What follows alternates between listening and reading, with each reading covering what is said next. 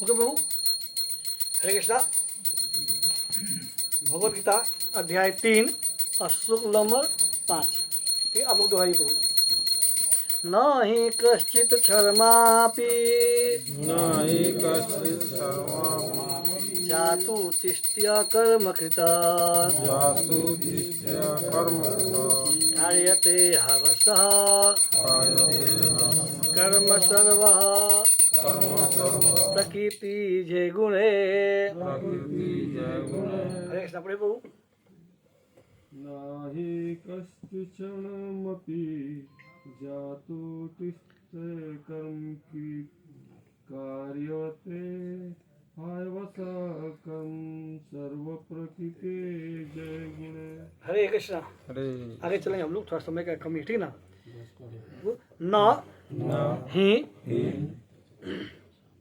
न नहीं ही निश्चय ही कश्चित कोई क्षरम क्षर मात्र अपि भी जातु किसी काल में तिष्ठति रहता है अकर्मकृत बिना कुछ किए कार्यते करने के लिए बाध्य होता है ही निश्चय ही अवश्य विवश होकर कर्म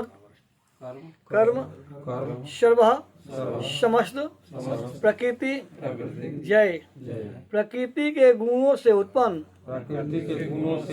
गुण है गुणों के द्वारा प्रत्येक व्यक्ति को प्रकृति से अर्जित गुणों के अनुसार विवश होकर कर्म करना पड़ता है।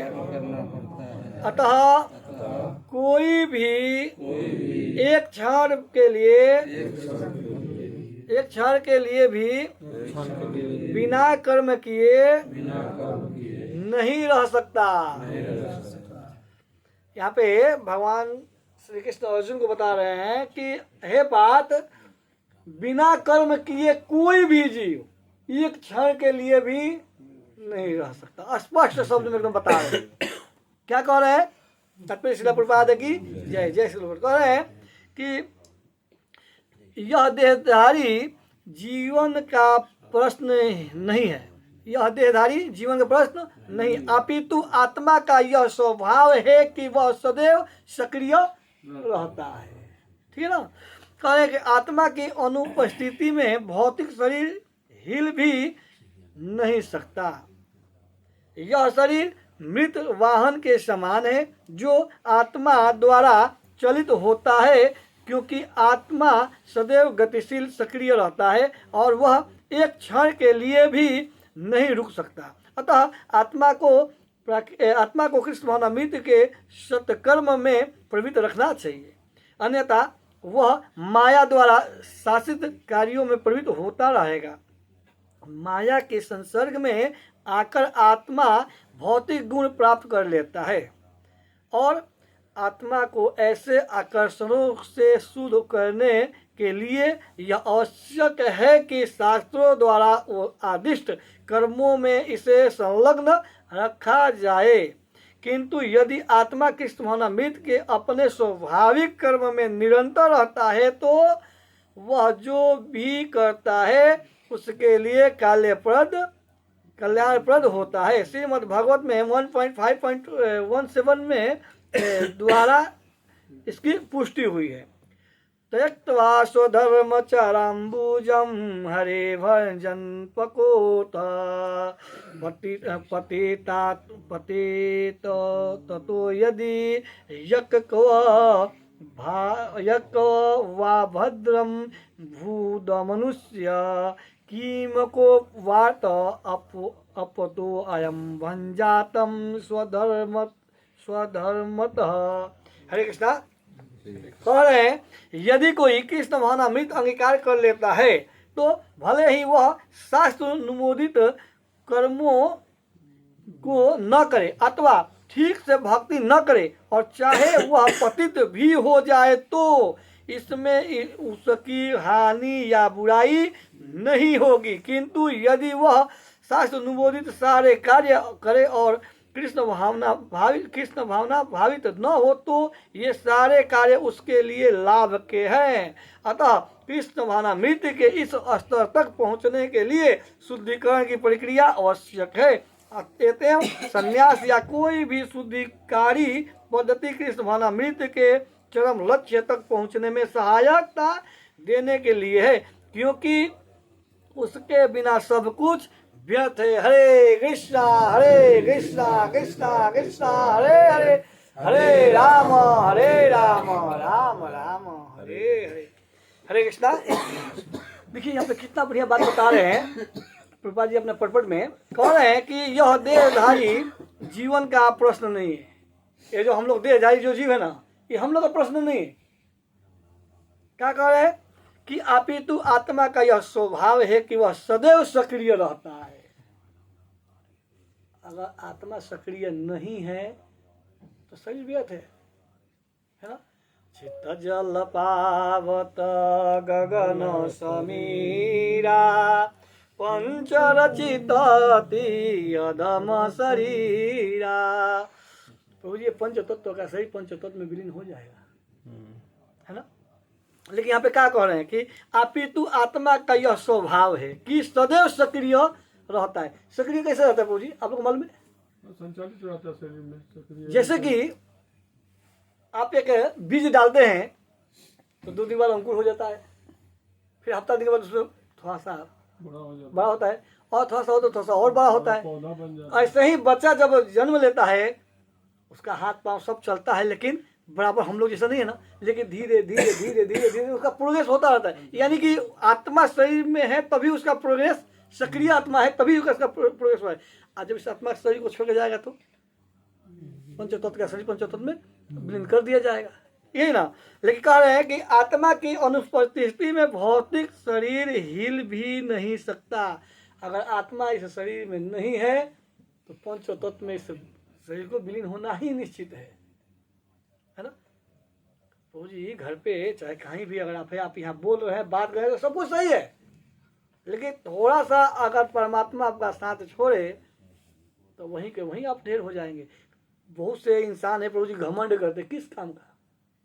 आपका यहाँ पे कुछ है क्या? है आपका सब तो आपका ही है, लेकिन है किसी का भी नहीं।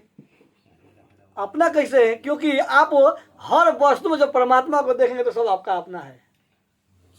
अगर देखभाल करने के लिए अगर आप हर वस्तु में अगर परमात्मा को देखेंगे तो वो आपका है, अपना है। लेकिन अगर आप अपना देखें तो आपका कौन है? माता पिता जन्म दिए, अपना है, वो भी तो एक दिन छोड़ के जाएंगे ना। आपकी धर्म पत्नी वो आपका अपनी है। पहले की प्रथा था प्रभु जी कि पति के साथ पत्नी को ही दाह संस्कार वो करना होता था, सती होना था, ठीक है ना, सती प्रथा था। लेकिन थोड़ा सा चला फिर रुक गया। तो ये आपके साथ जाने वाला कुछ नहीं है। अगर हम सोच रहे हैं कि हम अपने साथ क्या लेके जा सकते हैं, कर्म लेके जा सकते हैं। जो कर्म किए वो आपके साथ जाएगा। कर्म प्रधान विश्व चकीरा खा, कर्म को प्रधान दिए है ना, तो आपका कर्म आपका साथ जाएगा। कर्म ही प्रधान है प्रभु जी। कर्म की जहां तक बात आई, मैं एक बात आप लोग को बताता हूं। एक कर्मनिष्ठ और एक धर्मनिष्ठ 2 भाई थे, ठीक है ना। तो जो कर्मनिष्ठ थे उनको अपने कर्म में ज्यादा रुचि था, लेकिन धर्म को मानते नहीं थे। साधु संतों का तो मैंने एकदम व्यवहार मैंने एकदम समझ गई, ये झूठ मूठ के टीका चंदन किए, झूठ मूठ के ये किए, ये इन लोग में कुछ है ही नहीं। मैंने बिल्कुल मैंने उनको ऐसी समझिए। लेकिन जो धर्मनिष्ठ थे वो संतों का सेवा करते थे, भक्तों का सेवा करते थे, ठाकुर का सेवा करते थे। तो उनके गांव में संत आए तो बोले, ओह भाग्य प्रभु जो आप हमारे गांव में पधारे, आप लोग का देख करके, आप लोग का दर्शन से हमारा जीवन कृतार्थ हो गया। कभी इस गरीब के कुटिया में आप लोग अपना चरण पादुका रख देंगे तो हमारा घर भी तीर्थ समान हो जाएगा। तो बोले संत कि भक्त बुलाए और भक्त ना जाए तो ये भी अपराध ही है ना, जाना तो पड़ेगा। बोले ठीक है, आप दिन निश्चित करो, हम चलेंगे। वो भक्त जो धर्मनिष्ठ थे थोड़ा सा विचार किए और संतों के चरणों में पड़ गए। बोले प्रभु हमारे घर पे एक समस्या है। बोले क्या है? बोले कि समस्या यही है कि हम तो धर्मनिष्ठ है, लेकिन मेरा छोटा भाई जो कर्मनिष्ठ है वो धर्म में कोई रुचि रखता ही नहीं है और बड़बड़ाता रहता है। टीका चंदन तुलसी माला ये सब देख करके ना सीखा, बड़बड़ाता रहता है कि ये लोग झूठ मूठ ढकोसला कर रहे हैं। बोले कि संत का काम है कि समाज में सुधार लाए, लेकिन आपका छोटा भाई है तो हम लोग तो उसको दर्शन देने जाएंगे जरूर, ठीक। और संत कैसा कि जिसके नाक पे ही गुस्सा हो। गुस्सा नाम का चीज नहीं होता है प्रभु जी। किसी भी संत महात्मा से मिलेंगे गुस्सा नाम का चीज ही नहीं होता है। अगर कोई 2 पैसा दे करके व्यासपीठ आसन बैठा दे तो भी जय जय है, और कुछ नहीं किया तो भी जय जय है। 3 तारीख आया, प्रभु अपने घर लेके गए संत जनों को, और पहले ही बोल दे छोटे बच्चे, देख भाई कर्मनिष्ठ, तुम जो भी करने का इस रूम में बंद हो जाओ, और ऐसा खिड़की दरवाजा सब बंद करके रखने का कि तुम्हारा आवाज बाहर संतों का ना मिले। अरे तुम कुछ कर नहीं सकते तो बिगाड़ो भी तो नहीं, इतना तो कर ही सकते हो। बोले प्रभु बात तो सही है, ठीक है, ऐसा हम करेंगे कि हम एक रूम में बंद हो जाएंगे, लेकिन उस रूम में बंद होगा जिस रूम से सब कुछ दिखाई दे हमको कि ये लोग क्या कर रहे हैं, ठीक है ना। श्री राधा माधव की जय, राधा माधव सखीज की जय, गौनिताय की जय, शिला प्रभात की जय, शिला गुरुदेव की जय, अनंत कोटि वैष्णव भक्तबिंद की जय, निताय गौ सीतानाथ हरि हरि बोल। वो बोले करुणिष्ठ कि भैया हम तो अंदर रहेंगे तो कम से कम अरे देख तो सकते हैं ना। बोले कि तुमको जब धर्म में निष्ठे नहीं है तो देख के क्या करोगे। बोले कि हम दूर से देखें कुछ कहेंगे नहीं। बोले ठीक है। तो जब देखे ना संतों को तो बहुत बड़बड़ाना चालू किए। हाँ लुटा दो, पूरा कमाया धन लुटा दो, जो करना है सब कर दो, तुम ये कर दो, तुम वो कर। भाई को 100 माने बात सुनाए, लेकिन कमरे के अंदर से। संत महाजन आए, सब कथा प्रवचन बहुत बढ़िया किए, प्रसादम भी लिए। जो उनमें मेन जो श्रेष्ठ जो थे सब लोग बोले कि अब तो चला जाए। बोले कि प्रभु आप लोग चलिए, मैं पीछे से आ रहा हूँ। बोले ऐसी बात है तो हाँ। वो लोग बेचारा आगे जाना चालू कर दिए। वो बोले कि भाई धर्मनिष्ठ तुम्हारा भाई से हमको मुलाकात नहीं हुआ, हम तो आए लेकिन बेचारा एक घर में। देखिए ये संत का स्वभाव है कि जहाँ जाए वहाँ कुछ ना कुछ अपना प्रभाव छोड़ दे। संत में और अग्नि में कोई अंतर नहीं होता है। अग्नि को टच करेंगे तो जलेगा, और संत को टच करेंगे तो आप खुद भक्तिमय हो जाएंगे। बोले धर्मनिष्ठ काम करो, तुम अपने भाई को बुलाओ, हम उसका दर्शन करना चाहते हैं। किसका? कर्मनिष्ठ का। बोले महाराज मैं पहले बताया हूँ, उसका दुर्गुण जो है वो टीका चंदन धोती कुर्ता ये सिखा देकर बहुत भड़कता है, और कहीं आपको कुछ शब्द वाणी ना बोल दे। बोले कि नहीं नहीं हम संत हैं, हमको बर्दाश्त करने की आदत है। जैसे कि 32 दांतों के बीच में एक जीभा सुरक्षित रहती है ना, सेम उसी वही हाल है आज के संतों का। जो अपना अभी कलयुग का जो संत है सेम वही हाल है कि जैसे हम लोग 32 दांतों के बीच में एक जीभा सुरक्षित है नहीं है, वैसे संत भी सुरक्षित नहीं है भौतिक जगत में। बोले फिर भी हम तो एक बार उनको आशीर्वाद दे के ही जाएंगे। कर्मनिष्ठ बेचारे निकले। अभी संत बोले कि बुलाइए, हम उनको दर्शन दे के जाएंगे और उनका दर्शन लेके भी जाएंगे। खाए खाए हैं हम तो कुछ ना कुछ तो देना पड़ेगा ना। बेचारा बुलाए तो वो जब दरवाजा खोले तभी वहीं से अपना रूप चालू दिखाना चालू कर दिए। गाली गलौज जो भी अभद्र बोलना है बोलना चालू कर दिए। हाँ तुम अपना पूरा धन लुटा दो, तुम ये कर दो, तुम वो कर दो। संत पे पड़ गए। लेकिन एक बात जानिए, संत शरीर से कहीं हीन नहीं होते हैं। बहुत तगड़ा थे संत, पटक के छाती में बैठ गए। बोले अरे भाई तुम संत कैसा हो भाई, तुम हमारे सीने पर बैठ गए, तुम जल्दी उतरो, जान निकल रहा है इधर से। बोले नहीं नहीं नहीं नहीं एक शब्द बस बोल दो, हम निकल जाएंगे, तुरंत हट जाएंगे। बोले क्या? बोल दो जय श्री राम, हम हट जाएंगे तुरंत। बोले कि भाई कुछ भी करो, हम जय श्री राम नहीं बोलेंगे, सीधा बात है। बोले तो ठीक है, तो वजन सहो, 70-80 kg हमारा वजन है, बर्दाश्त करो। बोले अरे भाई संत तो बहुत देखे, लेकिन ऐसा संत बिगड़ा नहीं देखे जो पटक के जजमान के छाती पर ही चढ़ गया। बोले कि ठीक है, एक बार बोल लेते हैं जय श्री राम। संत बोले अब तुम्हारा बन गया काम, अब उससे तुम्हारा कभी हानि नहीं होगा। बोले कि एक तो पहले उतरिए फिर बात करिए। जब उतर गए बोले कि देख बाबू, तुमने आज तक कुछ नहीं किया है, कोई बात नहीं है, लेकिन ये जो नाम है ना, नाम को बिकने नहीं देना, बस सस्ता भाव में नहीं बिकने का। बोले कि आपका राम नाम कौन लेने वाला है? और भी कलयुग में कोई लेने वाला है प्रभु? और वो भी आप बोलेंगे बेचने का नहीं। बोले कि बस हमारा एक ही बात याद रखना अपने जीवन में, इसको सस्ता भाव में नहीं बेचना है। और मिस बोलेगा बाबा खा ली है ना, अब हमारा भी पूरा हो गया, अब जाइए आप, हम नहीं बेचेंगे। हाथ गोड़ जोड़ के किसी तरह बाबा को विदाई कर दिए। आने वाले समय में बेचारा का देहांत हो गया। तो यमराज के दूत जब आए, काले काले 4 दूत आए उनको ले जाने के लिए, तो लेके गए। तो यमराज के जब दरबार में वो बैठा, तो यमराज बोले हाँ भाई चित्रकूट, थोड़ा इनका पोथी पत्र निकाल दीजिए क्या है। चित्रकूट महाराज बोलेंगे प्रभु इनका तो सब कुछ सही है, लेकिन आज तक कोई धर्म का काम किया ही नहीं है।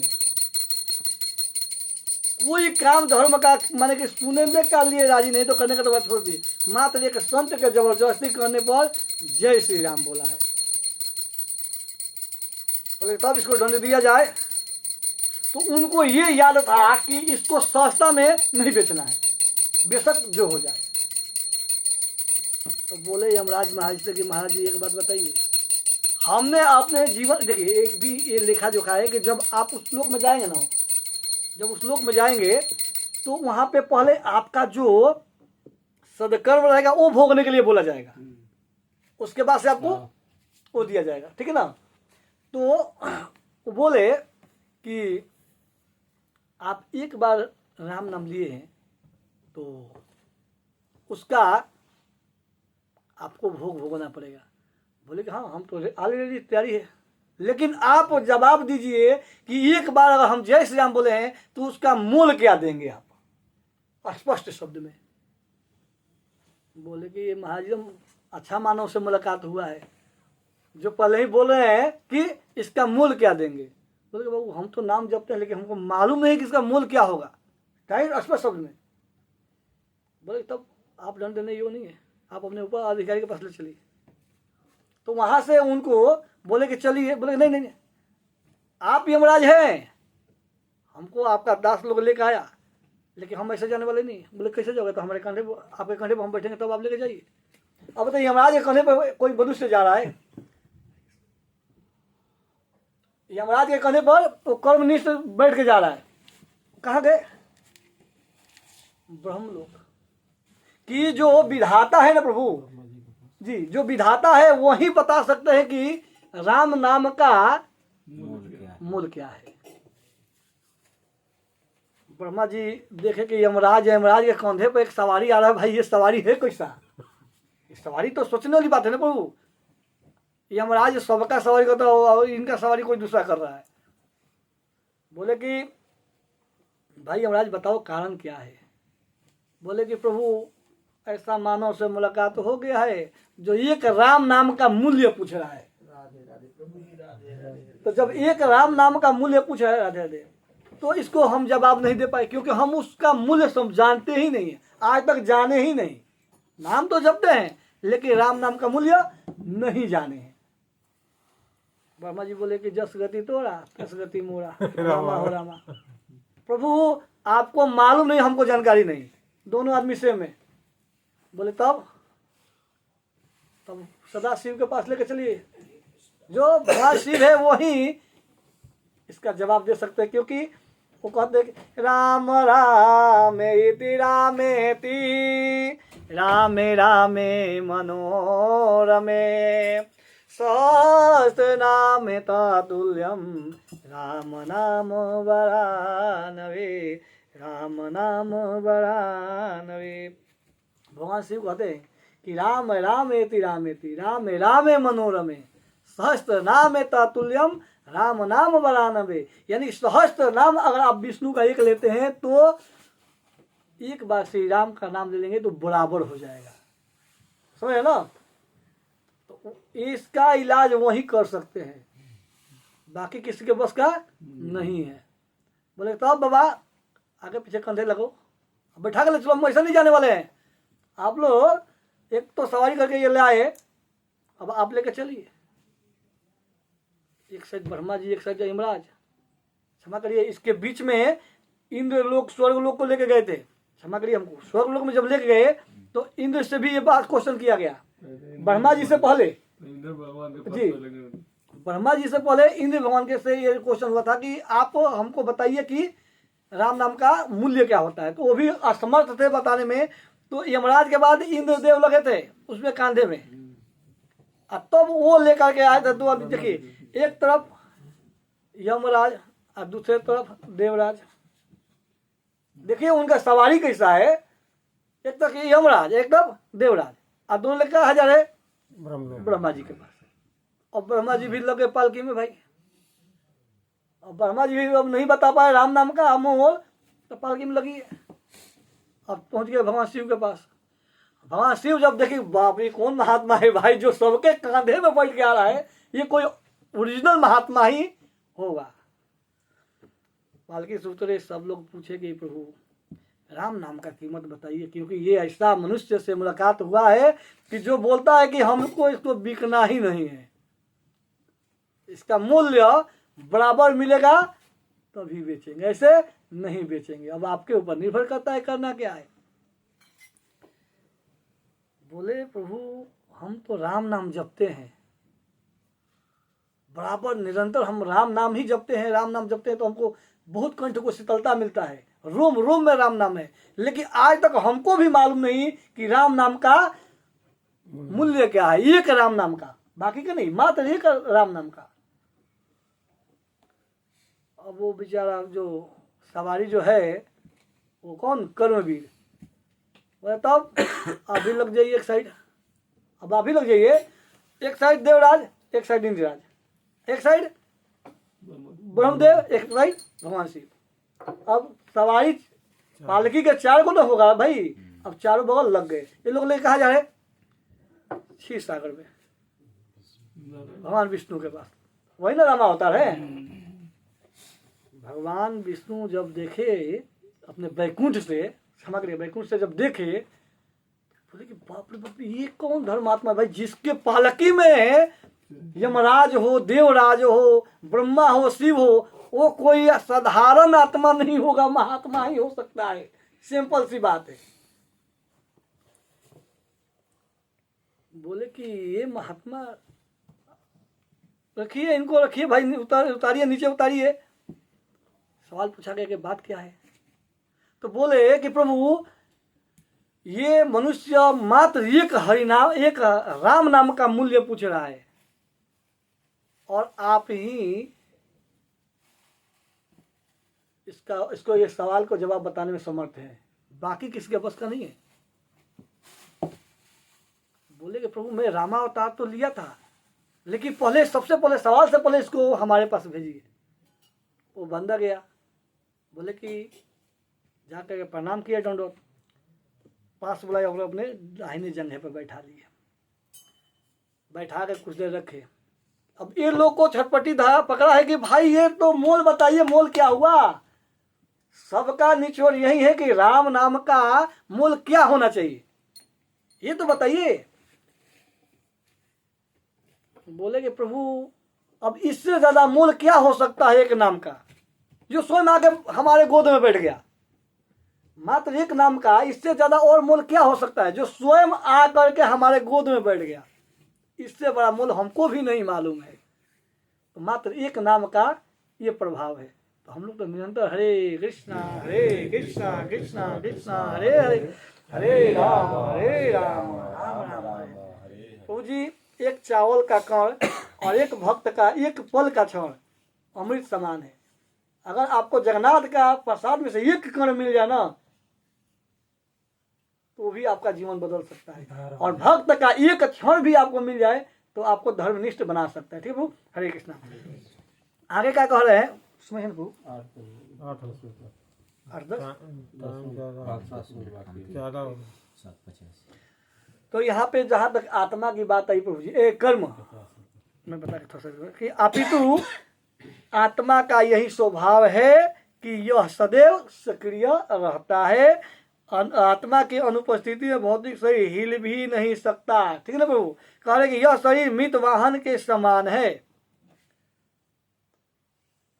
जो आत्मा द्वारा चलित होता है, क्योंकि आत्मा सदैव गतिशील सक्रिय रहता है और वह एक क्षण के लिए भी नहीं रुक सकता। अतः आत्मा को कृष्ण भावनामृत के सत्कर्म में प्रवृत्त रखना चाहिए। तो उसमें ज्यादा है, हो गया ना, रुका जाएगा ना। ठीक है प्रभु। तो यहाँ पे जहाँ तक प्रभु को बताने का थी कि भगवान कार्य के प्रत्येक व्यक्ति को प्रकृति से अर्जित गुणों के अनुसार विवश होकर कर्म करना पड़ता है। तो कर्म के जहाँ तक बात आया, इसलिए हम आप लोगों को सामने ये एक उदाहरण रखे कि कर्म प्रधान विश्व चक्र रखा है, लेकिन कर्म को करिए कहाँ? अपने धर्म से जोड़ करके, धर्म से विहीन होकर के मत करिए जी। धर्म से अगर आप जुड़ करके कोई भी कर्म करेंगे तो आपका सदकर्म होगा। ठीक है, वाणी को विराम देंगे। हरे कृष्णा कृष्णा कृष्णा हरे हरे, हरे राम राम राम हरे। वाणी को विराम देंगे प्रभु। हरे कृष्ण, क्योंकि समय ज्यादा हो गया है।